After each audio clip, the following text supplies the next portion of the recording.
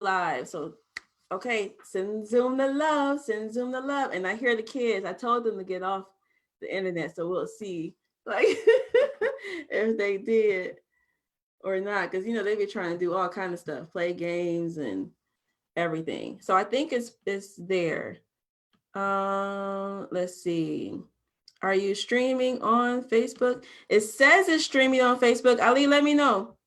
It says that it's streaming on Facebook now. So let me know if you still don't see it. It should be there, I think. Yeah. So if you don't see it, then let me know.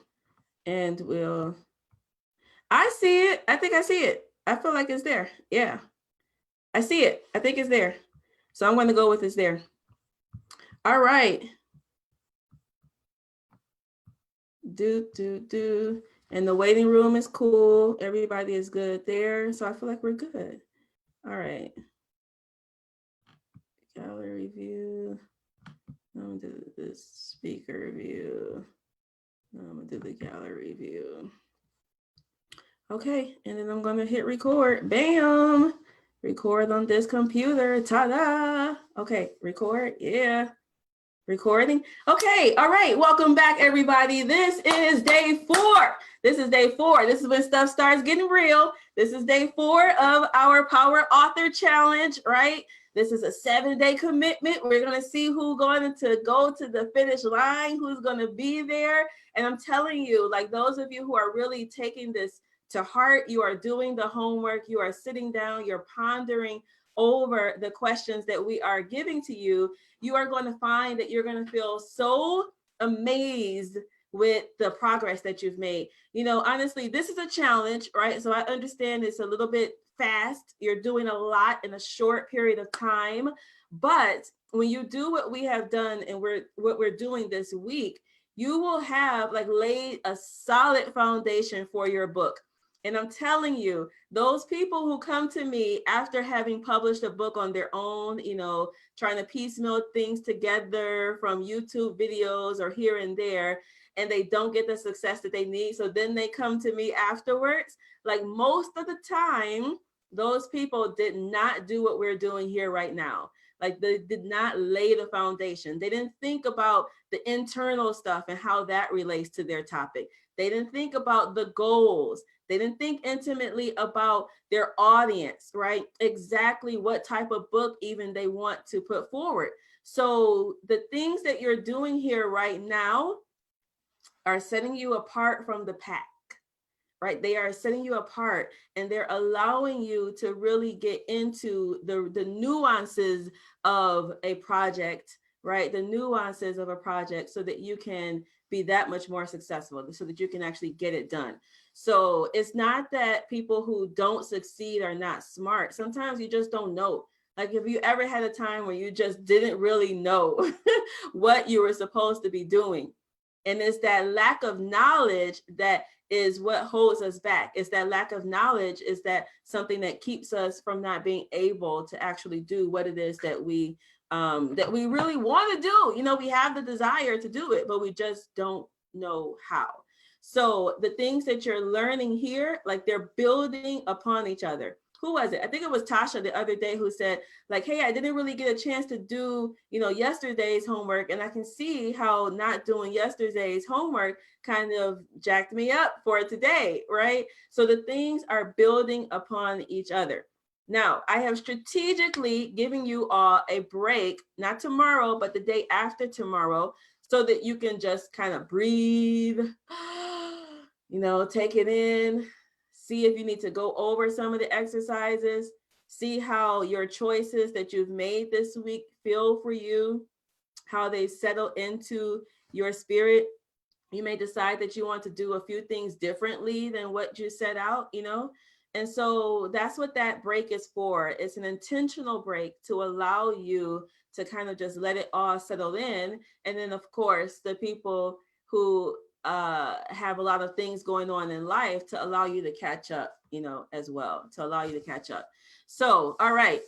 Today is day 4. Today is day 4. So let's make sure you guys are pumped up. You're ready to go. If you are ready, type into the chat box, I'm ready. I'm ready. And those who I have not yet really had the opportunity to talk to yet, I want to be able to hear a little bit from each and every one of you.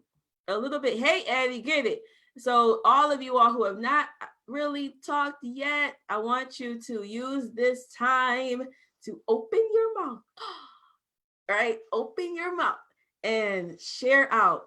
So believe it or not, I'm kind of an introvert. Like people never believe me when I say that, but I actually am. But there are things that we're doing, right? As you are sharing out here with people that love you and want to see you win, right? As you share out with some of the Facebook homework assignments that I've been giving you, I've been kind of slipping some of them in too. Ali, I think you took my screen, bro. I think you took my screen. Yeah, I think you took my screen. Give me my screen back. Oh no, whose screen am I viewing? Okay, thank you.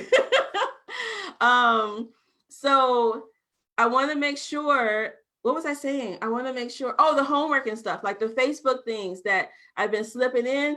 I didn't really announce yesterday during the homework when I told you what you were going to do, that I wanted you to go onto Facebook and like find Facebook groups and things like that.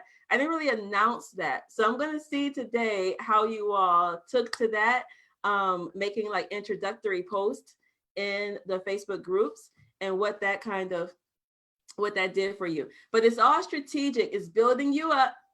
It's going to get you ready for some Facebook lives and stuff that you're going to be doing later, or Instagram lives, or, you know, sharing out on podcasts. And when people call you and they say, hey, I need you to come down to channel 2 to do an interview on your book, you know, tomorrow morning at 7 o'clock, really, shoot, I was down there at 5:45, you know, a.m. When they call you for those impromptu interviews, like you want to be ready. You don't want to be shaking in your boots like, you know, I'm so scared. You want to be ready. And so the little assignments that we're doing to start, the things that I'm telling you to share out, like they're building you up so that when the bigger opportunities come, right? When you get onto that TEDx stage, I just did my first TEDx talk last year last year, 2019. I don't think I'm gonna do one this year because I don't think they're gonna have any. We have to see if they do virtual ones or whatever. But like as you continue to do more speaking, more sharing, more getting comfortable like with your message and the things that are important to you, the more comfortable you get, like the more opportunities are going to come to you, and you're going to be ready to take advantage of those opportunities. So I'm telling you this because when I say go onto Facebook, if you guys saw this yesterday, it was a part of the homework, right? Go on to Facebook and find some of the groups that are representative of your audience, your avatar, right? Find some groups that are representative of your audience and make an introductory post in there, like just saying, hey, I'm such and such, you know, this is what I do. Nice to meet you all, you know, kind of commenting on comments or questions that people have that, you know, you have some type of relevant information to comment to them, to provide to them. You know, it's about not just being a lurker in the groups, but being an active participant. And when you are an active participant, you will find that your network, your group of people that you are connected to, it will begin to get bigger, and it will also begin to like qualify itself.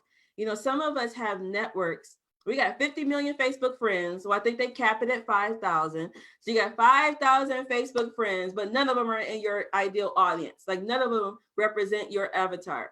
So when it's time for you to like launch things, like you may be launching it to an audience, but they're not even the right people, right? They're not even the right folks. So, you know, I have this client, even my dad, my first book that I published outside of myself was my father, right? It was my father. So I published my book. And, you know, once you do something, people start asking you a lot of questions, right? Like, how'd you do such and such? You know, how'd you get your book, you know, in great format? How did you make your book be a textbook? Like, why are students learning from your book? You know, all of these kind of questions you start to get. And so I was like, you know what? Shoot, like the next time somebody asks me a question, I'm going to charge them. Like, I'm going to, like, you know, charge them for my information. You can't just be picking my brain all the time and then I don't get any type of, you know, result. So I finally realized that what I was sitting on, the knowledge that I had just from working that first book, that original first book, I realized that, dang, if they keep on asking me, like, you know, I can actually sell this information.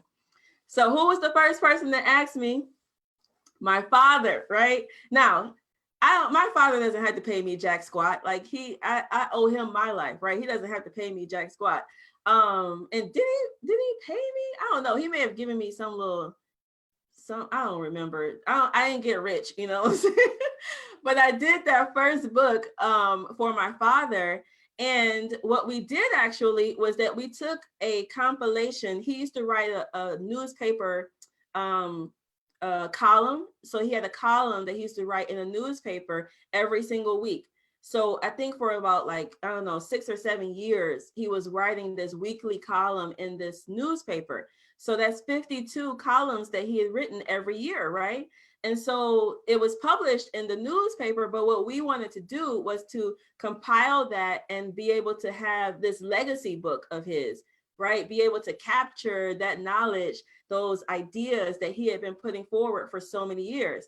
So Dad had somewhat of a following from people who read the newspaper, but he didn't have any other type of following outside of that. Like, you know, there was no social media, there was no Instagram followers, there were no Facebook groups or any of that he had. And it was really a legacy project for him. But when I tell you, like, that book with no advertisement at all, he didn't even really advertise in the newspaper. Like, that was kind of dumb, actually. I mean, if I had to go back, like, there were so many mistakes that we made that I know now that we would have implemented back then. But he didn't really even advertise in the newspaper that was the, you know, the source of the book. But that book, like, went on, you know, to reach like about 1,000 people or so with no advertisement, no pushing, like no nothing, like nothing. To the point where when my dad would go out, like, I live in Detroit, an urban city, right? When my dad would go out to like to conferences or to street fairs, like, I'll never forget, I was at a street fair and my dad I gotta bring the books in here. I'm gonna bring my books, all my books in here. But on the cover is his face, right? So he's smiling on the cover of his book. So even if you don't know him, like, you know him just by seeing the cover of the book, you know, his face. And I'm really big on representation. So, you know, somebody came up to him like, you know what? Like, hey, I got your book. And he was like, what? You know, it's like, yeah, I got your book. And I was like, how did he get it? And somebody had given it to him, like somebody else, you know, passed it to him, and they gave he read it, you know, and he got value from it, to the point where when he saw him, he came up and actually said something, you know what I mean? And so this is not a bestseller. It's not like Harry Potter or any of that, but somebody read his book, got that much value where they then shared it with somebody else, right? And so the ideas that my father had, somebody else is now walking around with those ideas. Like, the books that you're going to put out, somebody else is going to walk around with the ideas that you're putting forth. Like, you are literally affecting a portion of the population. This is power. I want you to recognize that this is power. And some of us get really caught up with, you know, it has to be 1,000,001 people. I don't believe in that. It doesn't have to be 1,000,001 people for it to be a success. It doesn't even have to be 1,000,001 people for it to be a financial success, right? If that's what one of your goals is. We talked about goals, right? In the beginning, we talked about your vision. So if you're utilizing this book as a platform for monetary, for revenue to come to you, right? Like, you don't even have to sell 1,000,001 copies in order for that goal to happen. So, you know, imagine the feeling that my father had when something that he was sitting on, honestly, because he was sitting on those articles that he had been written. They were called musings, you know, his musings that he had been writing for years. And so to compile them and then find that somebody who didn't read the newspaper, but somebody who was a friend of somebody else, you know, got those messages. I mean, it's just a beautiful, beautiful, beautiful feeling. So I want you all to really just recognize the beauty of what you're doing here, the beauty of capturing your skills and your knowledge and your expertise, right? I say that you are an angel for someone else. You may not know who your message is going to help. You may not know like the idea that you're putting forth and how that is going to be able to serve our society as the time goes on. But what we do know is that if it has been placed on your heart to get it out, then you need to get it out, right? You need to get it out. So, all right. So let me, before we jump into some ahas and some wins, so we're going to have you guys jump out like some ahas and some wins that you have. I want to see if you caught one thing. I'm going to see in the chat. I'm going to see who, if you caught one thing that I mentioned about my father's book that I did not mention the other day when I talked about types of books. Remember we had like those types of books and stuff. I didn't actually mention this. So I want to see if you all caught this nuance of what I shared, the type of book that my father, that he published. Put it into the chat.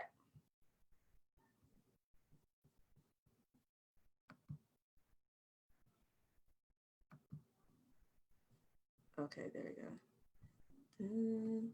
Give me my chat, Zoom. Okay, there we go. So Tasha didn't. Let me see.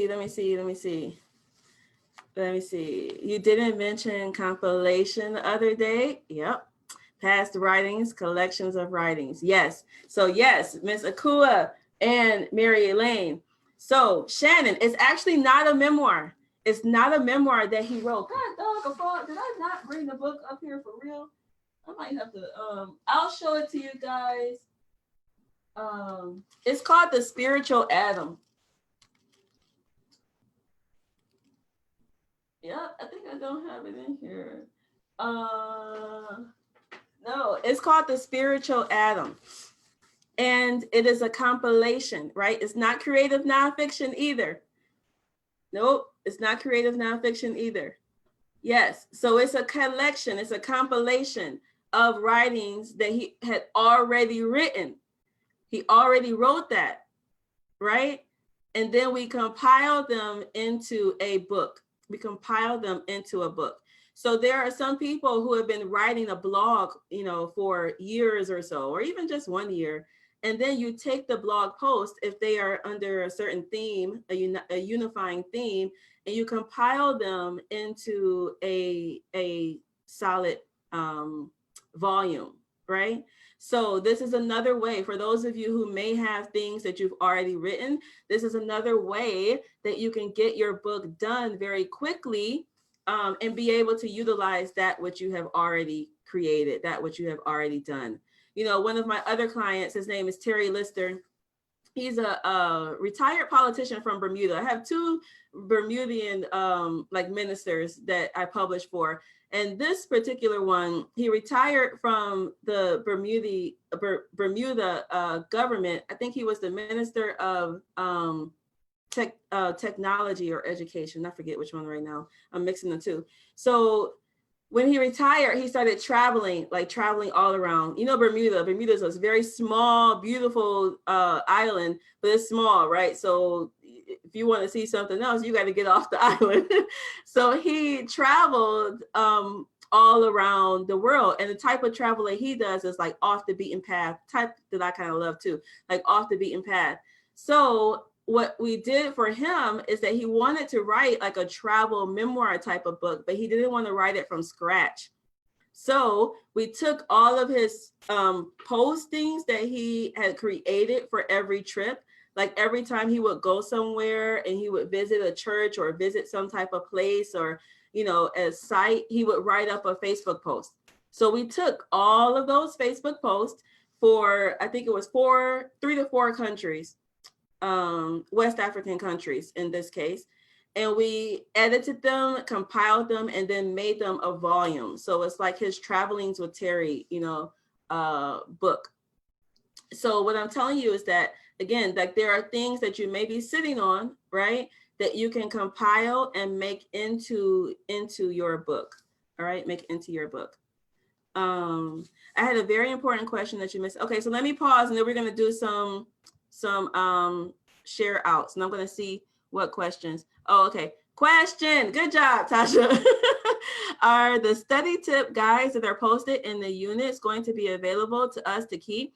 I hope so. It's very good information that would be great to refer, to be able to refer back to. I'm ready. Awesome. I love your earrings and your wraps. Thank you. Okay, so so the study tip guides, really most of everything that I'm teaching you is from my book and also from our Power Author Academy, right? And so I'm going to talk to you about the Power Author Academy. Monica is already a member of the Power Author Academy. And so I'm going to talk to you all about how you can work with us over the span of the next year and get your books done. So this, what we're doing right now is laying the foundation, right? Is laying the foundation of your books. Also, my book, which is, we're going to be launching it this summer. So actually the members who are coming into the Power Author Academy, you all are going to be able to like see my launch of my next book up close. So you get to see exactly how I launch it, exactly how I make it an Amazon bestseller, exactly how I get my media attention and all of that. You're going to be able to kind of watch the back end, the behind the scenes view. I'm going to peel back the curtain so you can actually see how it's done. So you'll be able to watch that. But everything is going to be in the academy so that you can take part of the foundation that we have right now and build upon it, write your book out to speak to your audience, be able to get that thing edited, published, and distributed out into the markets that your target audience needed to be distributed in, and then also launch it to Amazon bestseller, right? Like that's the ultimate goals that we're going to. So I'll tell you more about that, not today, because I don't really have time. I gotta go into some other stuff, but maybe tomorrow, and then the next day, we'll go into that.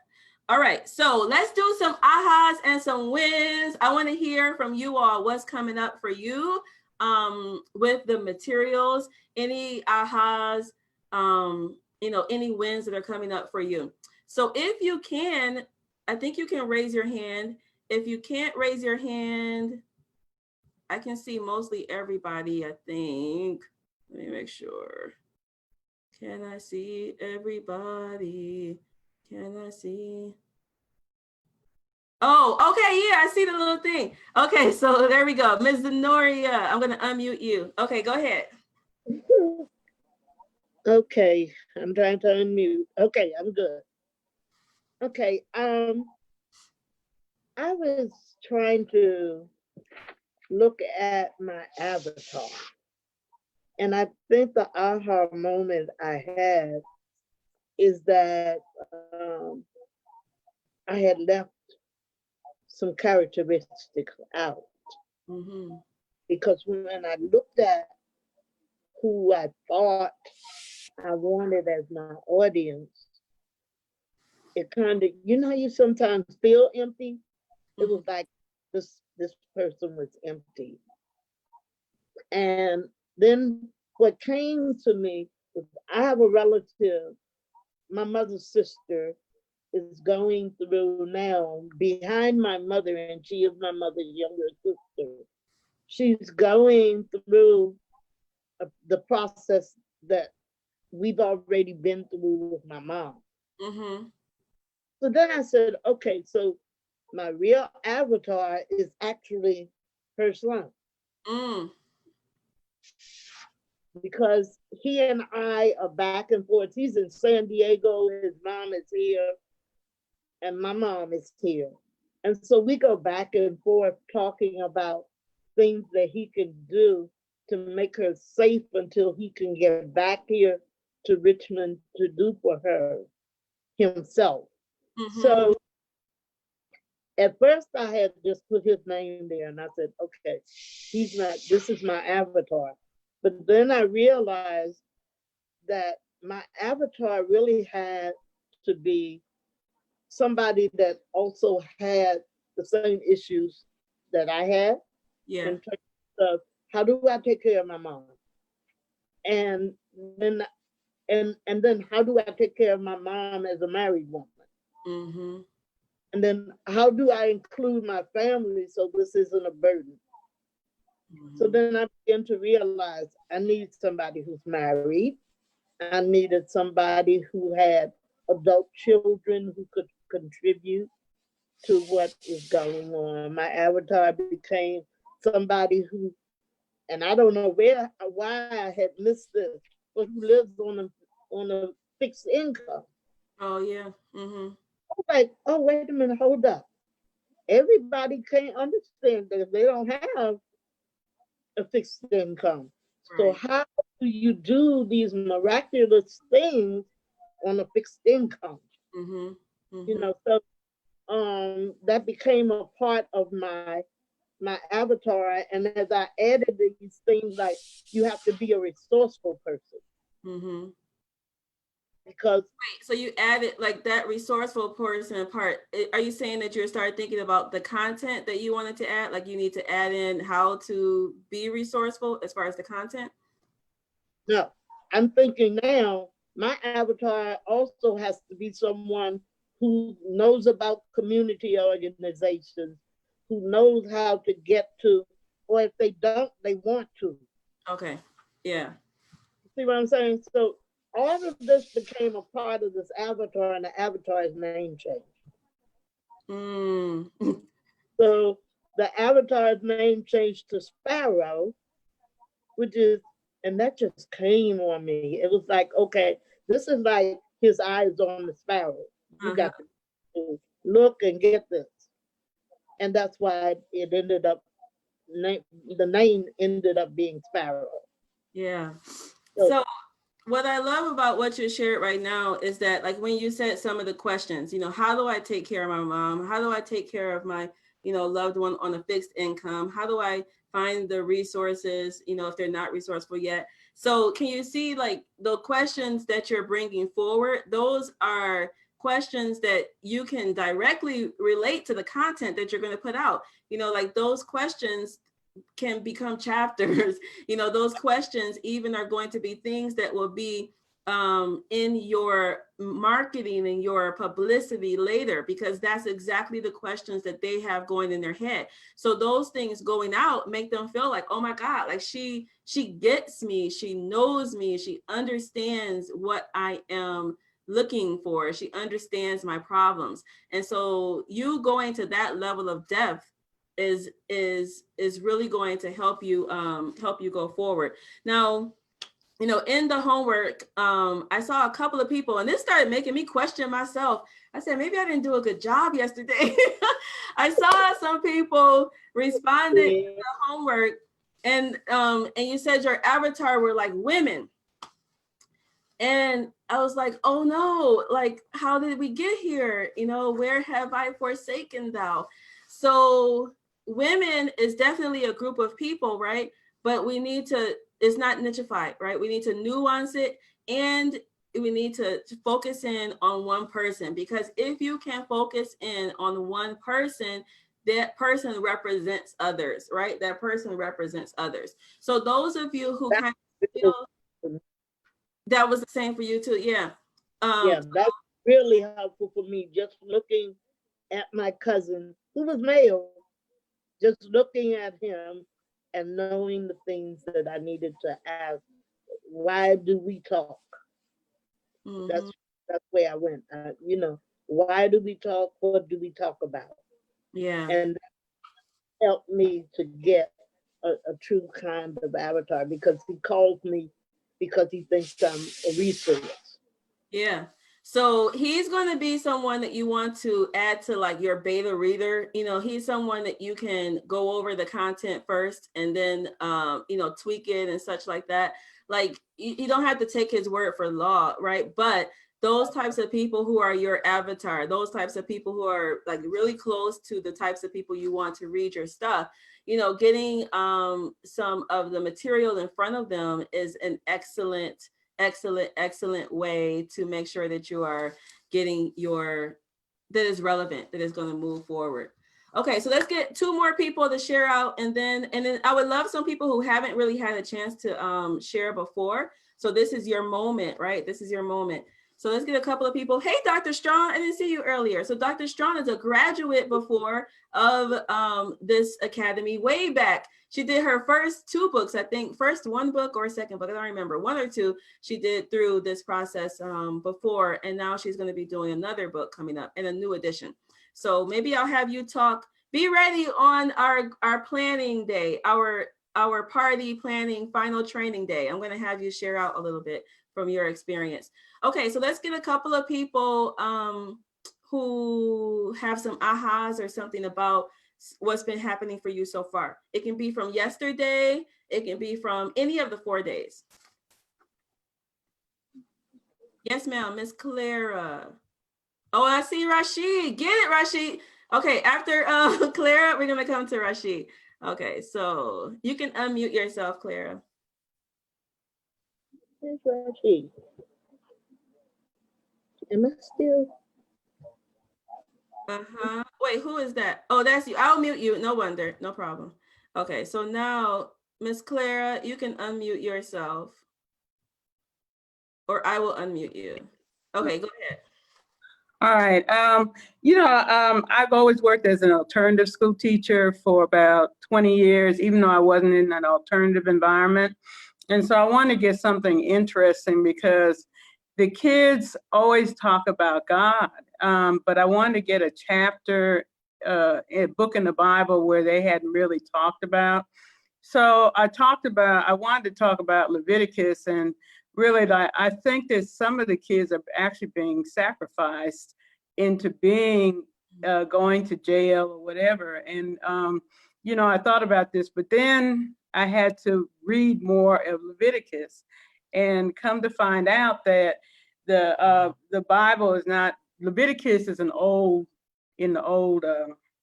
part of the Bible, and it really talks. It's not really for the 20th century. But then I had to look and I had to examine it, and I said, well, it talked about sacrificing. Now we don't really do that, but at what point is people actually taking that?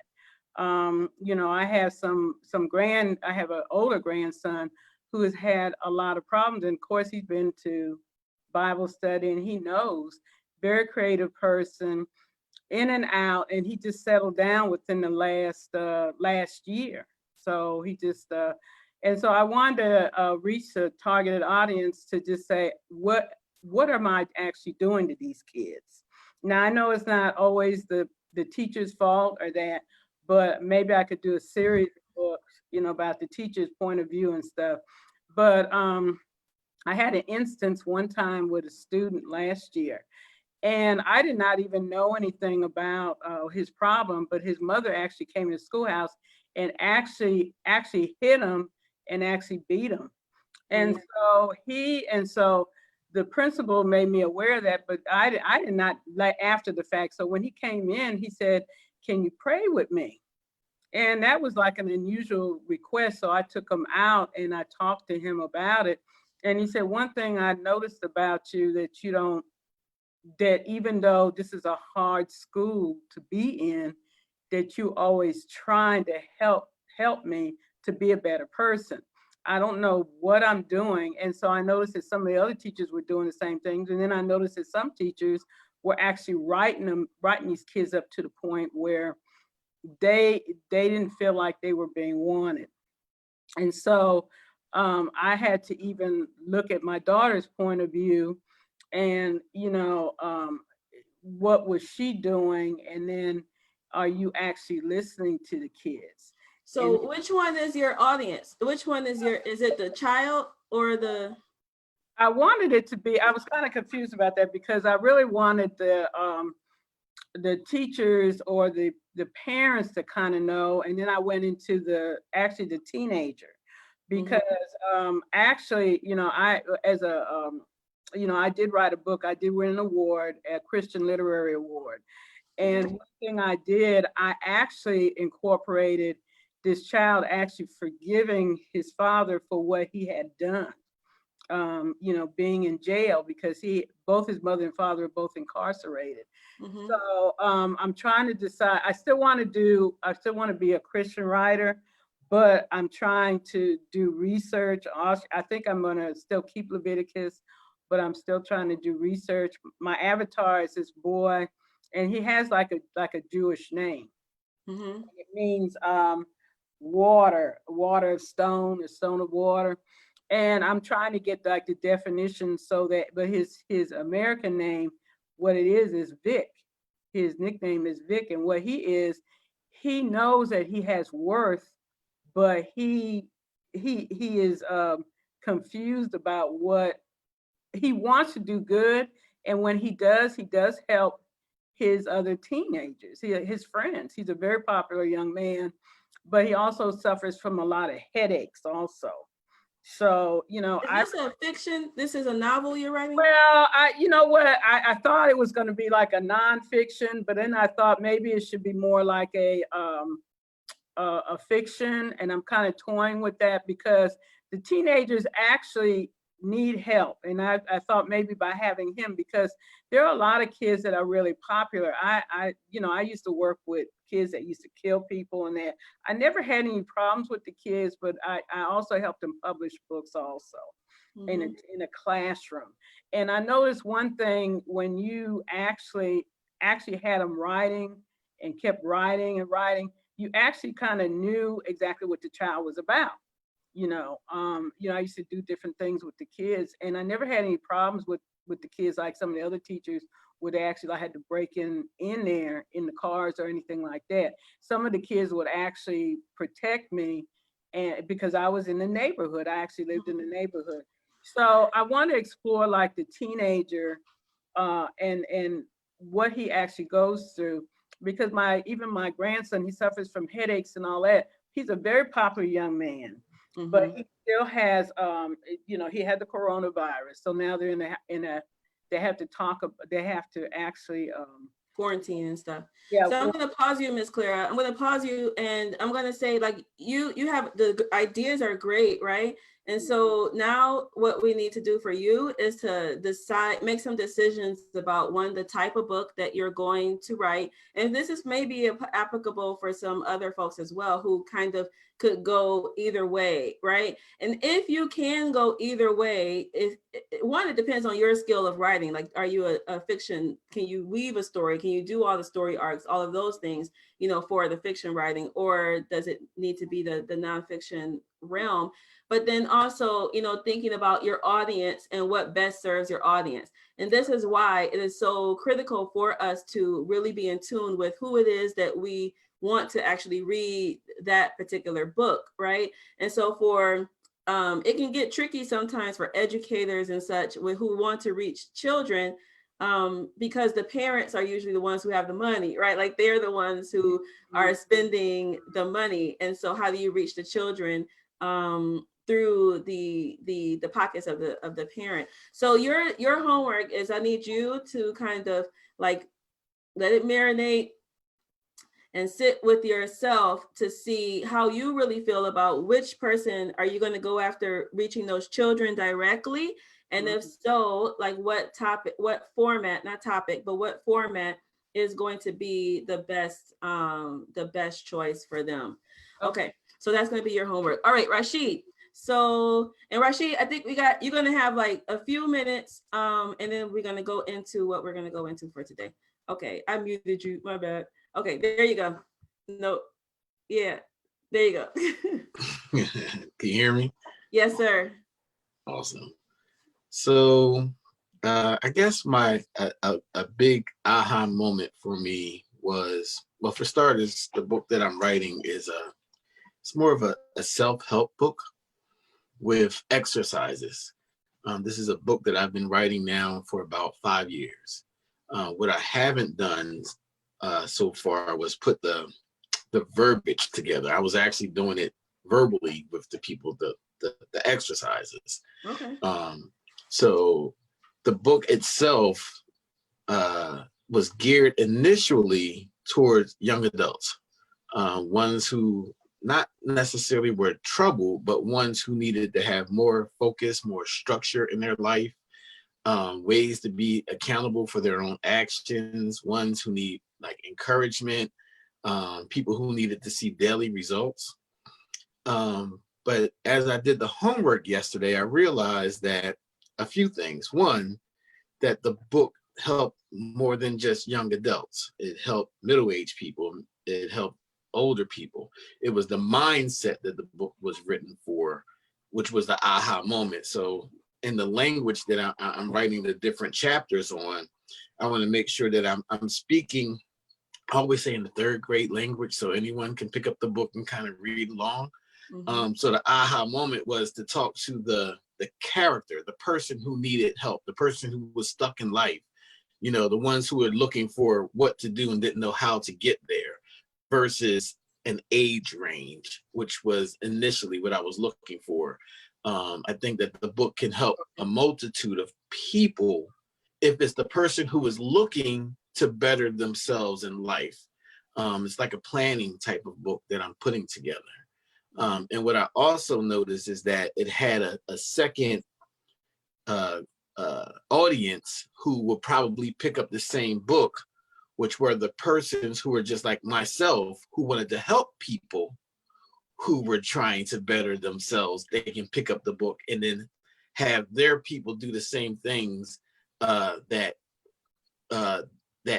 they would be able to do to try to better their life. Even though the book isn't specifically written for the people who are consulting others, but they could also pick up the book to be able to use the exercises that I put together so they can help other people, who is the main people that we're trying to reach, those people who are looking to better their lives. Yeah.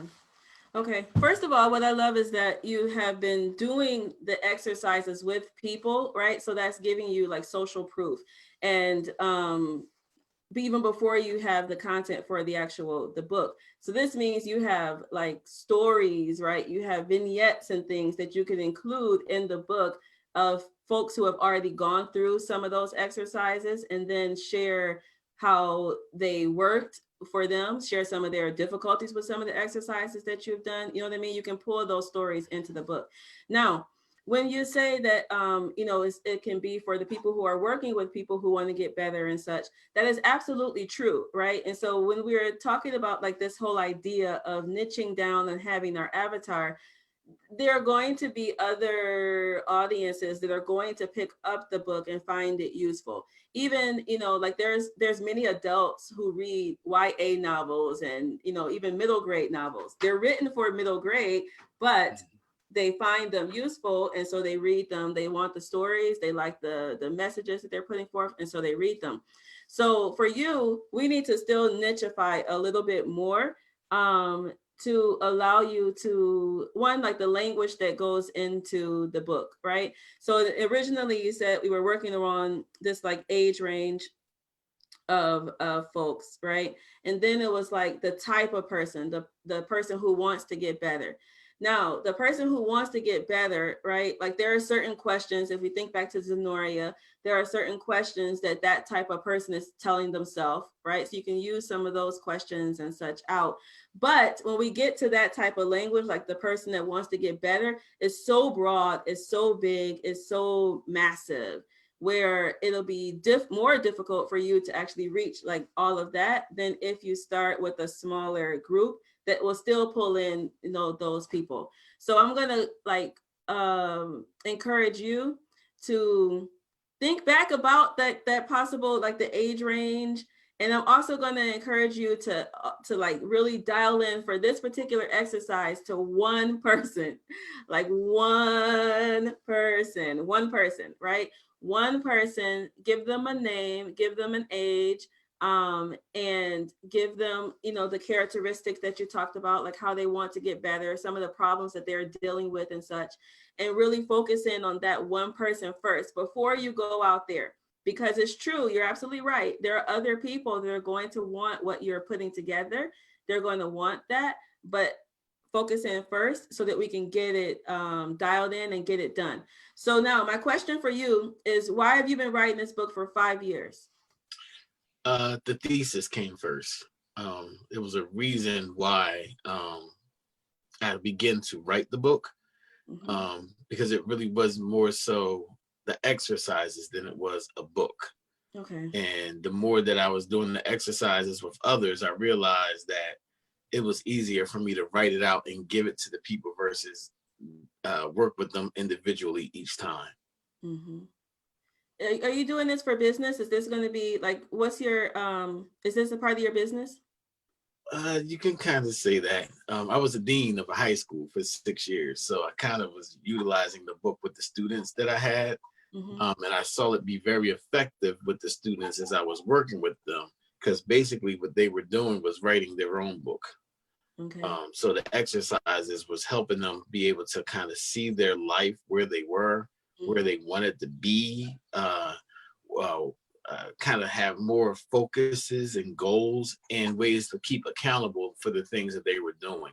So it's more like a write your own story kind of book, but it's more self-help. I mean, it's specific, but it didn't have the dialogue. The dialogue was not incorporated with the book. It was more so me working with the people with the exercises. And now I'm going to be writing the dialogue and then including the exercises within the inserts. Okay. Got it. Got it. It's so funny that you came right after Clara. I mean, like, you guys have such similarities as far as your background working with the students, you know, you the dean of the school, and then her working with the alternative students and such.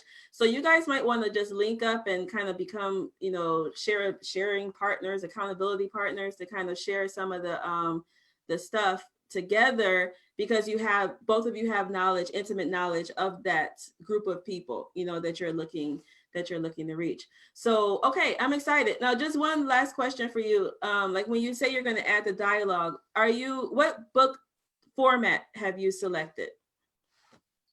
What do you mean by that? Meaning, like, well, one, is it nonfiction or fiction? Nonfiction. Okay, so it's nonfiction.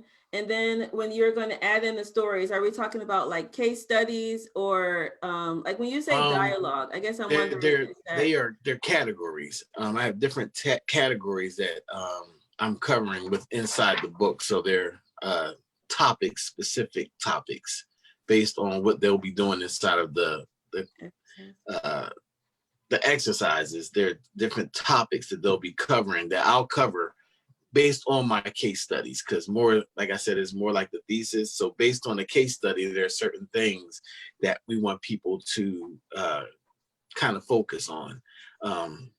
Just to give an example, I always talk about the big goal, the big picture. And some people don't think 10 years ahead. And so there's a whole chapter talking about forward thinking and backwards planning. So you'll get a whole chapter talking about forward thinking, so you can think about the things that you need to put into the exercise. So it'll just kind of probe and push the people to thinking in a certain type of way. The book, I kind of put it out there already. It's called Think It, Ink It, Do It. So it's like a process in the three of them. So it's like the thinking portions first, being able to writing it down, and then the process of them actually being able to accomplish it. So it's like the thought becoming the action, from thought to fruition. So just the chapters that I want to cover are like things that would help them think it out, and then things that they can utilize in order for them to act it out. Awesome. So do you see yourself doing like workshops, and what are you leading to? What's after this book is done, the vision? I think the book is going to lead into me actually doing kind of like TED Talks to kind of explain to people, more workshop with it, so that it's more interactive.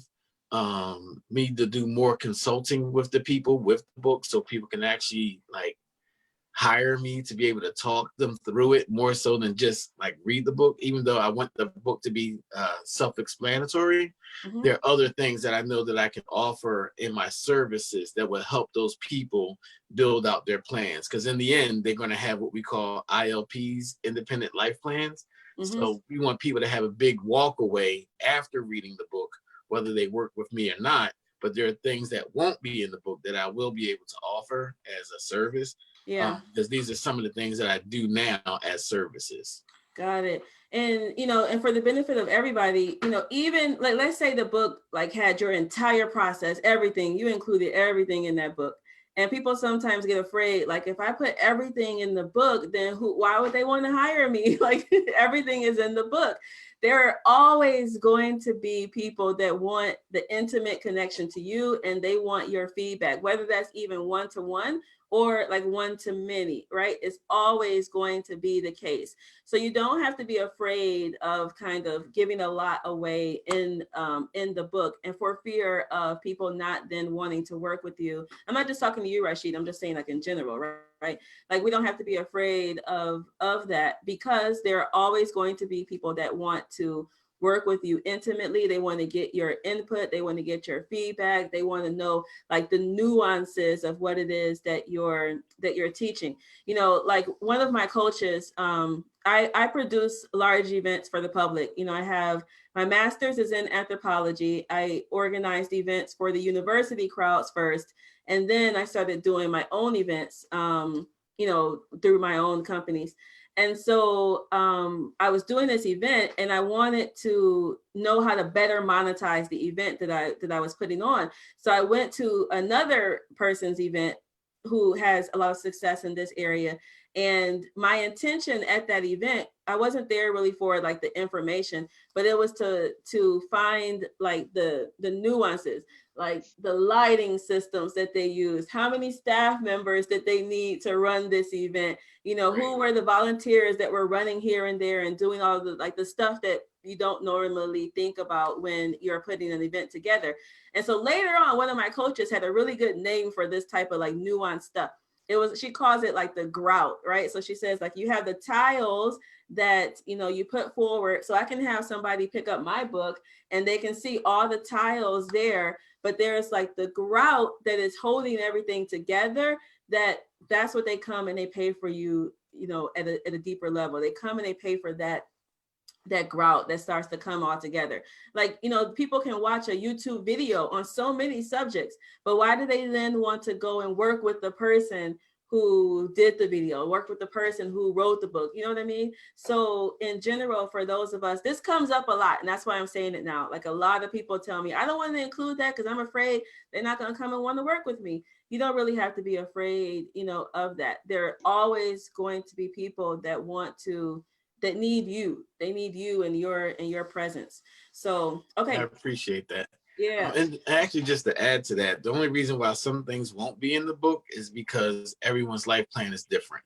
So the broad scope will be there, but in order to detail someone's life, they would have to do things on their own, consult other people if they don't have those type of answers. They got to come to your workshop. You want to get this ILP, baby? You better come to my workshop. Hey, you got to come here. That's what they need. So yeah, that's absolutely perfect, right? That's great, because it's leaving a little bit where then naturally, like the next step is for them to come to you.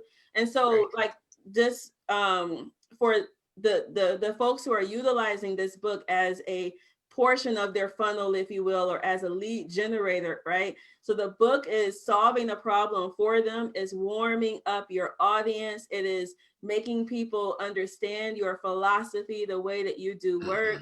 And then it is leading them to the next logical step. And this is why in the beginning, I had you all lay out, like, what are your goals? What is your vision for this? So that we can then reverse engineer and lead them there, right? So the book, we need to know, okay, like, okay, at least have some ideas, right? This doesn't stop our progress, because some people will say, well, I don't know exactly, like I can't write the book because I don't know exactly. Like, no, it doesn't stop our progress, but you definitely want to have an idea of what it is that you're leading to, so we can get there.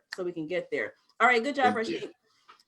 Thank you. Okay, so good job, everyone. I'm glad you guys are doing the homework and really taking it seriously and staying strong with that. So those of you who put down on your homework yesterday, like women or women in America, you know, things like that, or people that, like, it was very, very broad. I'm going to tell you to go back and really focus in and write the description of one ideal reader.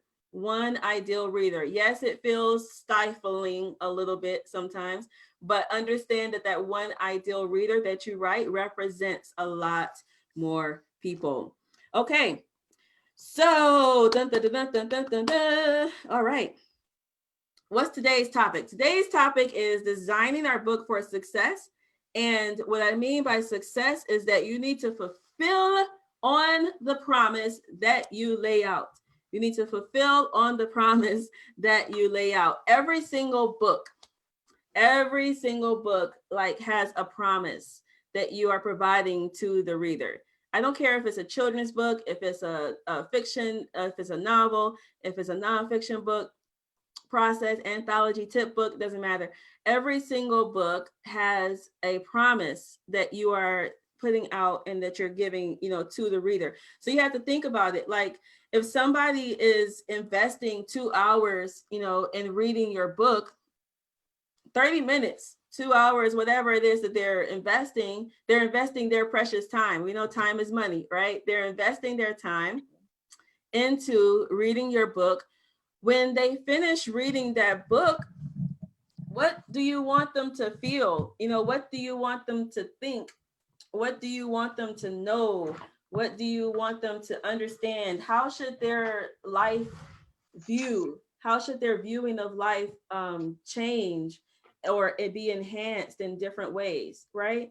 So you want to think about that very, very early on, right? Before you even get to the content, like what is the point? What is the point of your book? What is the takeaway message, right? What is the takeaway message? So I like to think of it kind of like every book is either reiterating idea or is bringing something new, is bringing a new idea, right? And so think about Aesop's fables or any storybooks. When you read a story, it's not just about such and such, had a hard life and then they came up. Like the message, the bigger takeaway message is never give up hope, persevere, you know what I mean? Like you have to think about what is the bigger takeaway message that you want someone to act upon. All right. So some of you may be influencing them to interact with the world in a different way. If so, how do you want them to interact with the world? How do you want them to maneuver and decide what they're going to do in their life? Imagine that you see someone talking about your book. So let's imagine it like this. Let's say you are at the airport and you see somebody talking to somebody else about your book, right? Like, oh my God, I read this book. It made me think about this. Like, what are they saying? What are they saying? What would not your friend, I'm not talking about your friend who loves you and, cares about you already, but somebody who doesn't even know you. They don't know you from jack squat, right? What would that person say to somebody else if they're recommending your book? Okay. So I want you all we're going to take the next 9 minutes. So you have about 9 minutes, and I want you to think deeply about the takeaway message for your book. What is the point? What are they going to be left with when they finish investing the time that they are investing into reading your book? Is everybody clear on the assignment? Yes? Shake your head if you're clear. Okay, good. Martine, you got a question? Or are you clear? Okay, good. All right, so you got 9 minutes. Oh, I forgot to put my little music on. Do, do, do.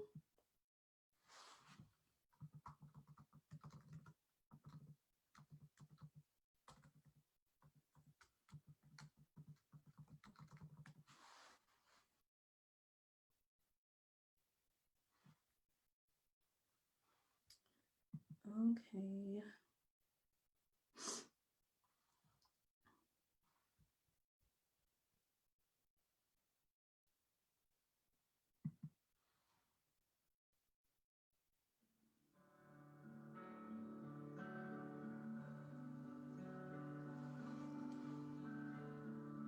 So about 8 minutes on your takeaway message.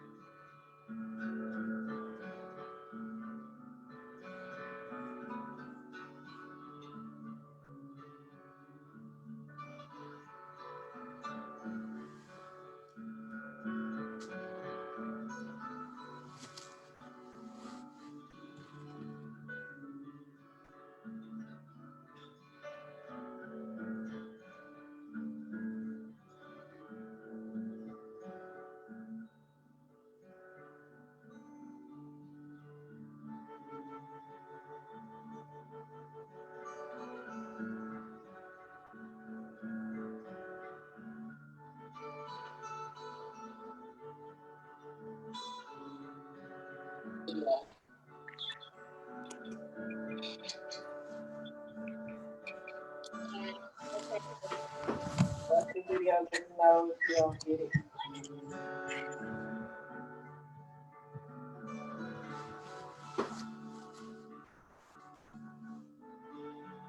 We got about 1 more minute.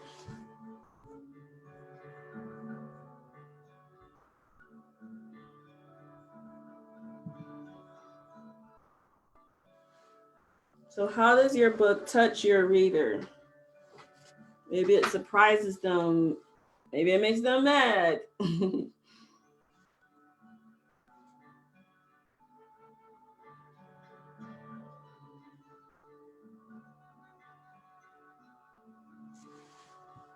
All right. All right, so I want one person to, who hasn't spoken already, I want one person to share just a little bit about your takeaway message. Okay, so let's get one person to share just a little bit about like your takeaway message from your book, who hasn't spoken before. We'll have Zakia. Let's see. Do you know how to unmute? Okay, there you go. All right, welcome. Yes, thank you. So today, I was so excited when you talked about your father and being able to pull from material that you already have, because I have so much material about my grandmother, who, which is really crazy, because as I sit and listen to, I don't even know how to call her name, because I am related to Miss Abdul Salam. So I don't even call her first name, right? So she wants to talk about the caretaking that happens. Mm-hmm. And so for me, I'm thinking about a book, and I didn't realize how linked our books or thoughts were about this. Mm-hmm. But live life, live, love, laugh with the elderly. Like that is what I would love to be able to. And so it's not a memoir, like you said, you know, it really is a compilation of all of the things that we have. And we have been blessed that I have a 90 some odd year grandmother, and on my paternal side, she lived to be 101. And for about the last 13, 14 years, I have been documenting those interactions that I had with both my mother's mother and my father's mother. So I think that would be, I don't have a lot of words that are coming from myself to as we do these exercises, but I think after today I'm able to go back and redo some things and have it. But those are the words that came to mind. Mm-hmm. So you said live, love, and laugh with the elderly, right? Yes. So when they finish reading your book, you want them to like respect the elderly, take care of the elderly, appreciate them, spend time with them. You know, Wow. if they're laughing with them, they have to be spending time with them, right? So, okay. I have more detail in my notes, like you will be enriched immensely when you take care and take time. Mm-hmm. When you you will empower them and yourself. Like I have some other notes in here, but I didn't know how to just really formulate it into that just sweet, straight. Yeah. So that's beautiful. My grandmother lived with us for 16 years before she passed. So I had the benefit of having my grandmother in my house and being around the elders, going to ask her questions. So I'm really, really thankful for that. And so I was going to say for you, like as you are massaging this and as you're getting closer and closer and closer, right? So eventually you will get to where you will be able to say the takeaway message for your book, like in one sentence, right? It's like, well, how do I condense all of this down into one sentence? But it should be that clear to you. And I actually have our clients like get like especially my private clients, like we get this clear before we even start working on the outline of the book. Like we get that takeaway message like really, really, really dialed in, because then we can then make sure that the content is relating to that takeaway message, right? And so I can know if I'm writing a memoir and I have 68 years of life that I could be pulling from, like what am I going to include and what am I not going to include? Well, what things lead my reader to the takeaway message that I want them to get, right? And if it doesn't really lead them there, then it doesn't need to take up space in the book. I'm only going to have 200 pages. I'm only going to have, however many pages I'm going to be working with this material. So when you know your takeaway message very intimately and very clearly and very succinctly, where you can just bam, say it, it allows you to have like a litmus test between what is going to go in your book and what doesn't, right? What doesn't. Now, like this kind of comes in with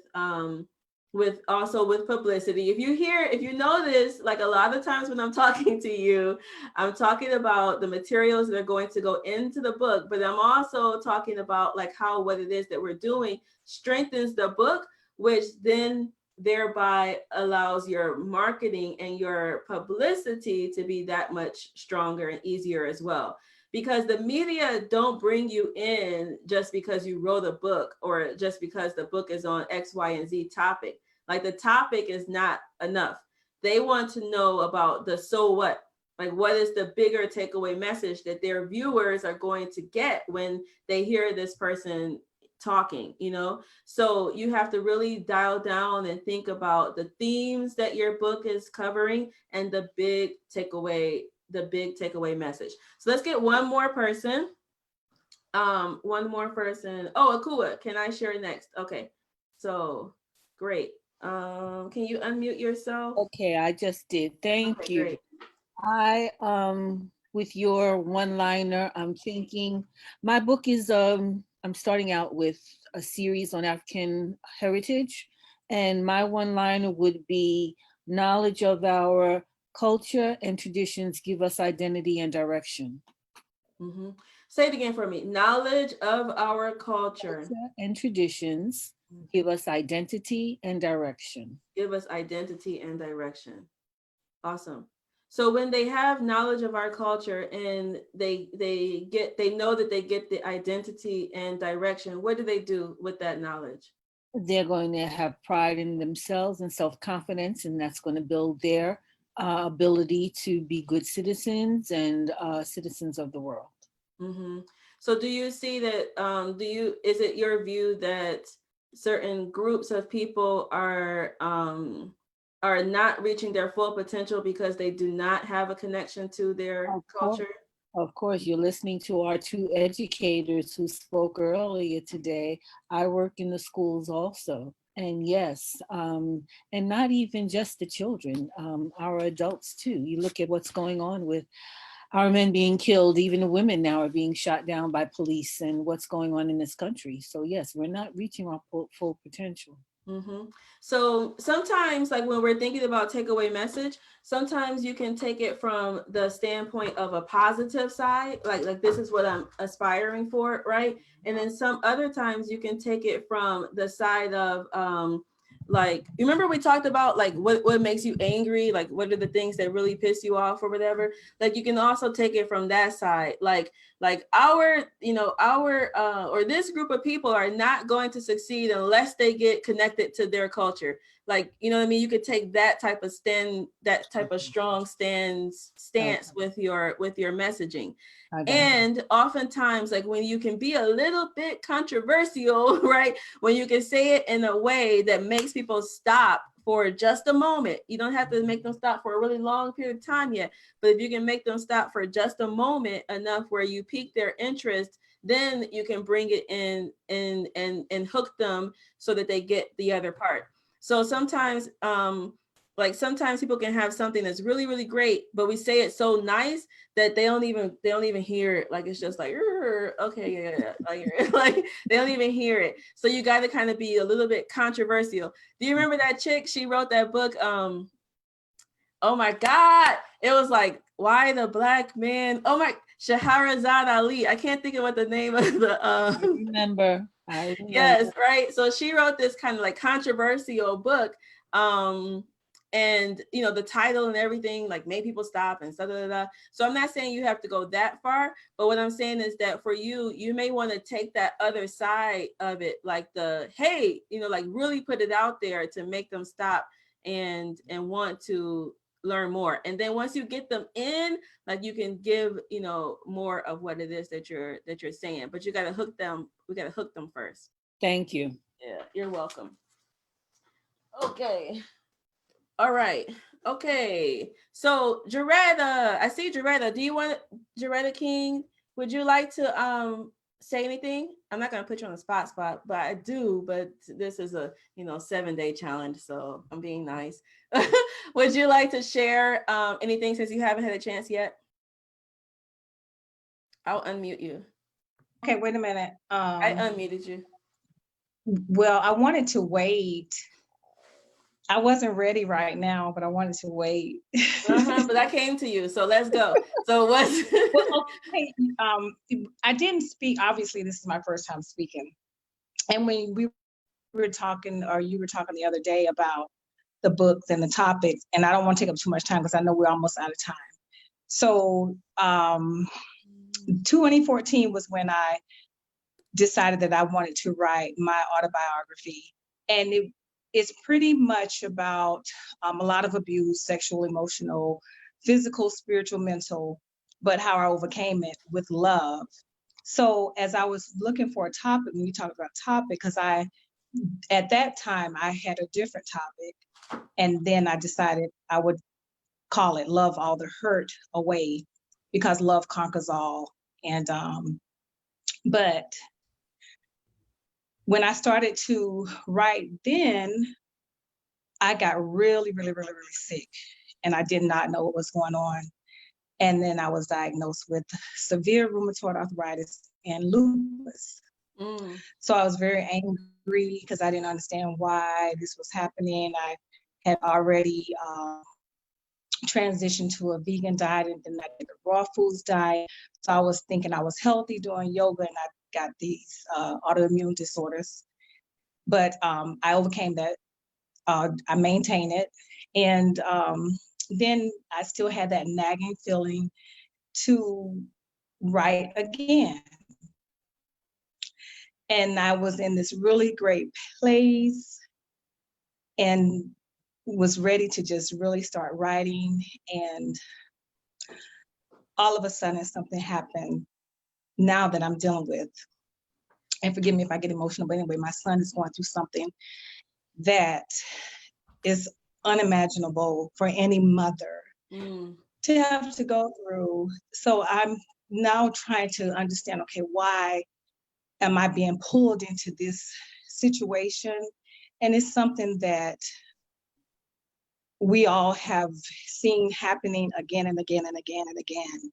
And I never thought in a million years that I would be in this situation. So I'm trying to think, okay, is this really, should I be writing about my story, or should I now really make this, what he's going through, my story or his story? Because once this happened, I started talking to so many young Black men, and they started saying the same thing happened to me, and the same thing happened to me. And so now we're in this situation, and I'm trying to figure out, okay, well, do I really, really focus on my story, or do I now shift to his?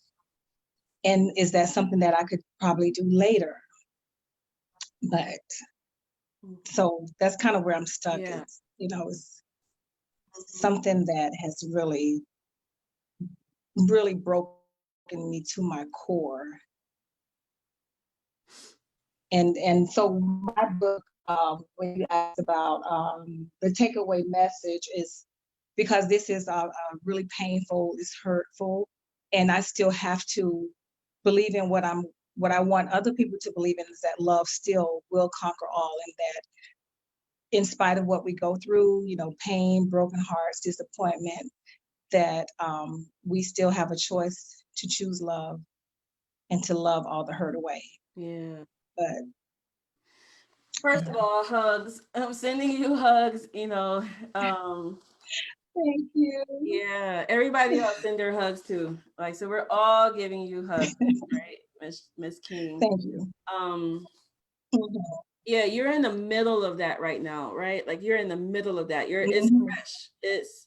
It's fresh. Like you're dealing with it right at this moment. Yes, And so yes. this is a time, in my opinion, this is a time where you want to be capturing your thoughts, surrounding that. And you may want to write, via blogging or something like that as you're going through it, allowing people to kind of see if you're able to, if you have the bandwidth to be able to do that at this moment while you're still in the middle of it, that can be a way where you Mhm. still help other people while you're in the process of it. But my initial reaction is that I don't know if you should write about that right now, like while you're still processing and while you're still dealing with it. I don't know yet. And you know best, right? Like, there are things that are different, like when you're in the middle of it, right? Like you Mhm. can go through some pain and then come on the other side, and they have like the benefit of being able to look back and reflect on all of it, right? And while Right. you're in the middle of it, there is value in being right in the middle of it, but we also know the story is still continuing. And so I kind of feel like for you at this moment with that, it may be a good time to definitely capture all of your thoughts and your fears and all of the things that you're learning as you're coming through, possibly share it through a blog or some other way to kind of get it out there. And then maybe like that's your second book, right? Like that may be coming Okay. down the line. Mhm. It was one other thing you said. I can tell, like, from you, and I'm just meeting you right now, right? Like, I just want to say something, and I don't know you very well, so we'll put that caveat. Like, I don't know you other than the 2 minutes that you just talked right now. But I want you to understand that you own your space. Like, you have the ability, like, to write this book, and you can own your space. Like, you said something here. You said, I want to make sure I don't take up too much time. I know we're almost at the end. And so when I start to hear those types of things from some people, like what it signals to me is that like there's going to be some type of bit of fear sometimes that comes in later. Like, should I really put this out there? Right. Can I really say it? If I say it, are they gonna take? I shouldn't really promote because like my stuff is not really that great. It leads to those types of things. So I just want to tell you, like right now, at the beginning juncture, that your life is worthy. The experiences that you have qualify you, and you can take up as much space as anybody else. Like everybody else who's on here invested the same amount that you invested in this particular thing, right? So you have just as much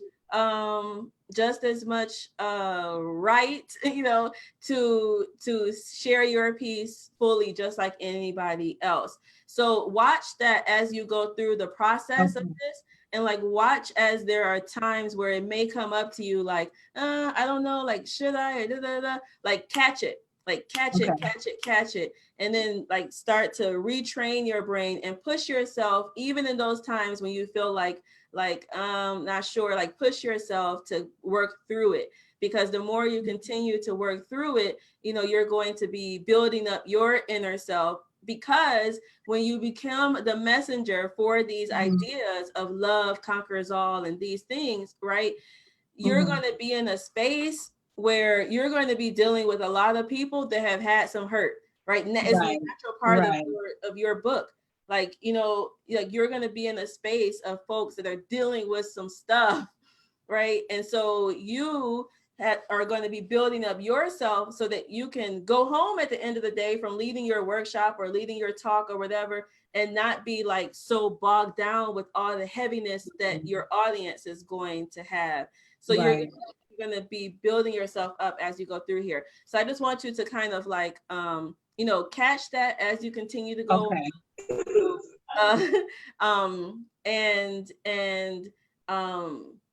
Push yourself in certain ways that you may find yourself holding back. And this is an exercise for everybody. Like some people are naturally are natural, right? And some of us hold back more. And writing is a beautiful field that we can like express ourselves through the words, and we can like, it's a lonely process actually to write. Like you don't write usually with other people, you write, you know, with yourself alone and such.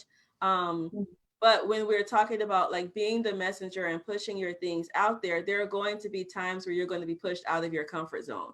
So stretch now and stretch a little bit more and a little bit more, and a little bit more. So, Okay. okay. Okay. So everybody's sending you love. Oh yeah, thank you all so much. Okay, good.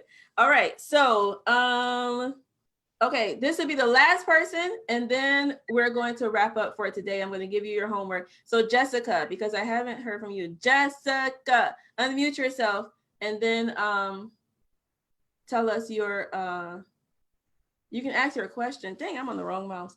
So are you able to speak? I know Jessica has a little beautiful little girl, so she may not be able to speak. Or do you want me to just answer your question?